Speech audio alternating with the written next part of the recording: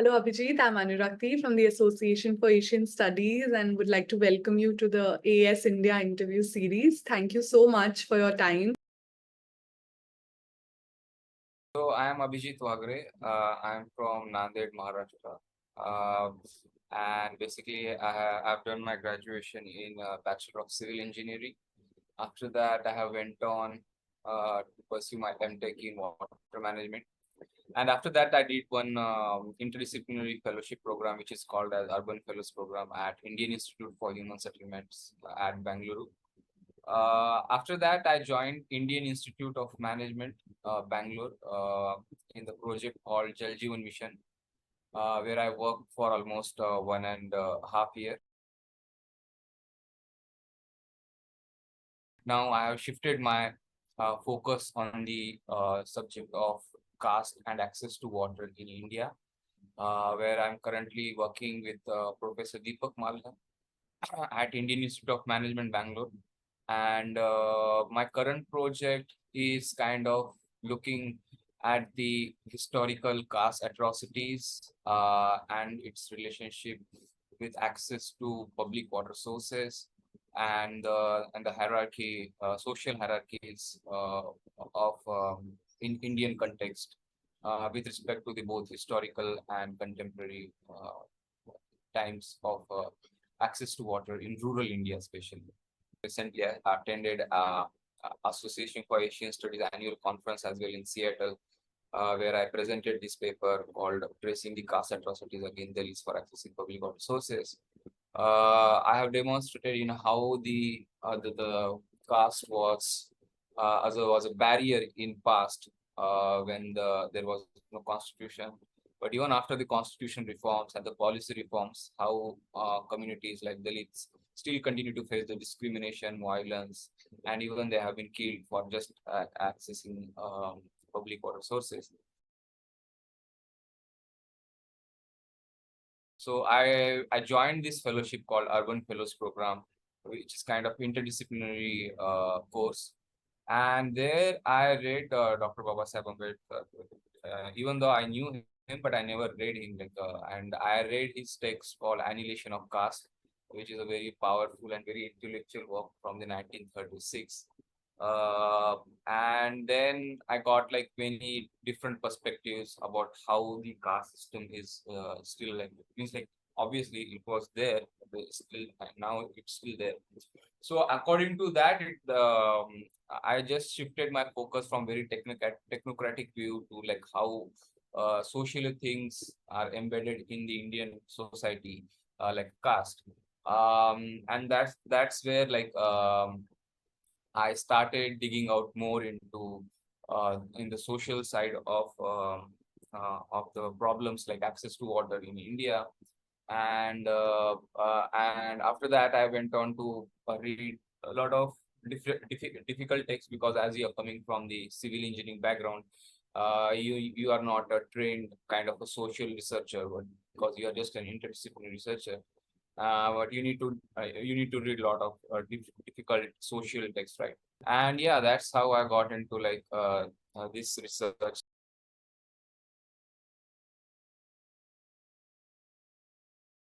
When I started initially, I was looking at Pan India. I mean, like I'm still looking at like Pan India, but as I said, it's very difficult to look at a whole Pan India and documenting the all historical caste atrocities and the contemporary and collecting the all contemporary caste atrocities, because you have the different languages, you have the different states.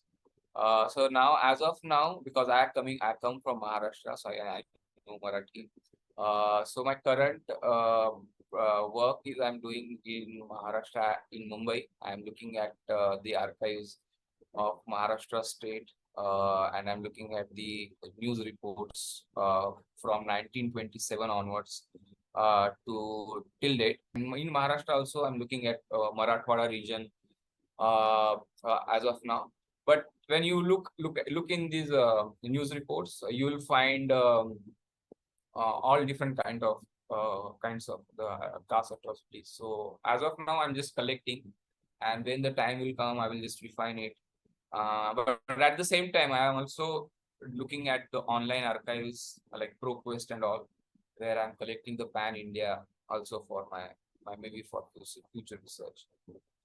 So yeah. One of my interested area is Rajasthan because the aquifer conditions, basically the groundwater conditions and the water conditions are very difficult. And also Rajasthan comes at number 3 in the number of past atrocities, right? So the difficult situation would be to kind of keep the track where these cases are still happening, like the untouchability practices. Obviously, the Constitution of India removed the untouchability, but we still see these cases are happening at large. And one of the hectic tasks or difficult tasks for researchers is like when these cases like these go undocumented or unreported. So it's really difficult when you, because when some things like this happening at local level, you don't know at a state or district level. So yeah, for researchers like me, it's difficult to keep the track. But again, who are those experts already in the field working on the caste atrocities or the social justice or like in the field of water? They might aware of these all things because there are the n number of PNGOs and the organizations which kind of work on these issues. So it might be helpful to get in contact with them and see, okay, what are those areas and the conflict areas. If looking at different data sets, doing the interdisciplinary research kind of give you more way to kind of think about your research and not isolating your research to only a one way of methodology. So I believe that kind of research methodology kind of look having the different perspectives and having the different ways of looking at the research is kind of helping me, and not because I'm looking at archives also, I'm looking through at contemporary issues also, and I'm digging out the different literature which kind of consist ethnographic studies and the different reports. You might also want to look at the documentaries, and you might also want to see the interviews of some experts.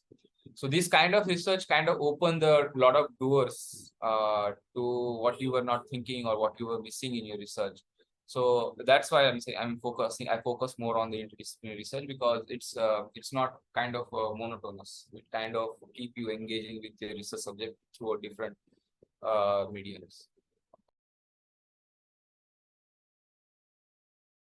Like last December 2023, I taught at National Institute of Design, Bangalore.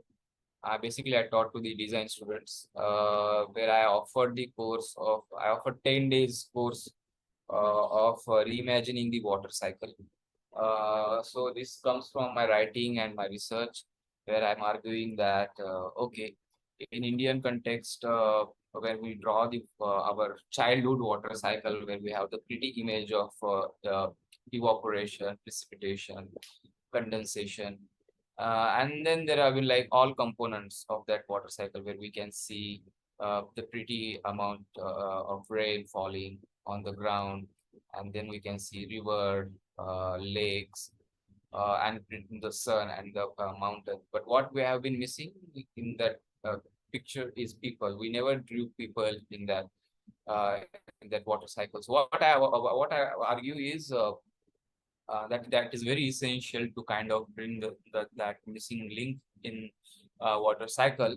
And I kind of from an interdisciplinary perspective, through the historical, through law, through policy, um, and through social side, and through a lot of like climate change and infrastructure side, I kind of offered this 10 days elective course to the design students, and I made them to kind of think about, okay, how can we reimagine this water cycle?